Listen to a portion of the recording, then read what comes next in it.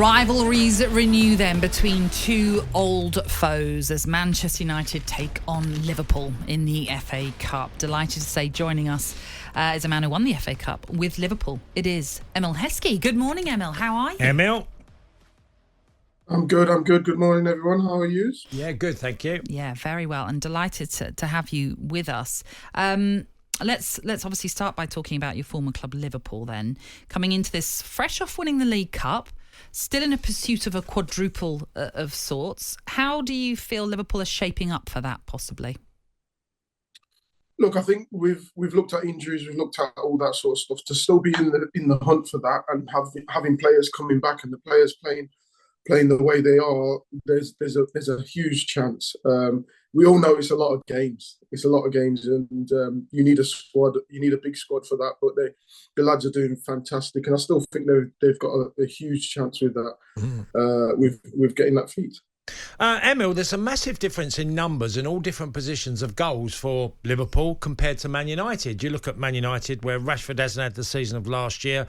Garnacho's chipped in with a few. Højlund has only really got going. First league goal in the Premier League was in December. Where Liverpool have got goals across the board, haven't they? Yeah, they have, and everyone's chipping in. And I think that's a key thing, you know, when you're just relying on one or two players to get your goals. And I think that was when Mane was at the club. It was him, Salah, and Firmino that were the ones that were really going and getting the goals. Now they can spread that about. You're even looking at the young lads coming on and they're scoring as well. So they've spread it around, and I think that eases the burden, and that really shows the depth of what Liverpool have right now. Yeah, it eases the burden, but quite incredibly, Mo Salah in midweek scored in that 6-1 Europa League thumping victory over Sparta Prague, which meant he's now scored 20 goals this season for Liverpool in all competitions, becoming the first player to do that in 7 successive seasons, which is simply incredible. I mean, just tell us what kind of achievement that is, to score 20 goals plus for 7 successive seasons. From the wing as well. We're not saying from exactly. Forward as well. We're talking about from the wing. Yeah. So yeah, it's a feat that I don't think will be repeated as such. I think him, Mane, and players like that, even Cristiano Ronaldo from the wing, they're the ones that started that trend of wingers really being not just the providers, well, more than just the providers. When I was playing, and you, Tony, as well, them wingers, if they don't put that ball in, you're screaming at them. Now it's all about what numbers can they put up on goals and assists as well, goal contributions. And I think he's hitting the numbers that I don't think many will reach anymore, to do that 20 goals plus. And this is the thing, we talk about Mo Salah, and we sometimes say that he's having a bad season, but to be scoring 20 goals plus 7 seasons in a row is phenomenal. And we still doubt the lad. We still doubt the player, and it's crazy that we do so. But he's done a fantastic job, and he's changing the role of a winger. Emile, I'm sure, I don't know how many you'd have played in Liverpool Man United games over the years. I'm sure a lot. What did you make of them? And obviously the rivalry, sometimes United are on top and then it's Liverpool, and you sort of jostle between that top spot.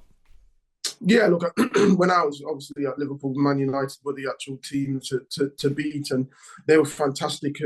But yeah, when you go in there, you feel the energy of the crowd, you feel the energy of the occasion, and we were lucky. We were doing okay. We were doing okay. We were a team that when we went there, we knew what we were up against, and we were up for the battle.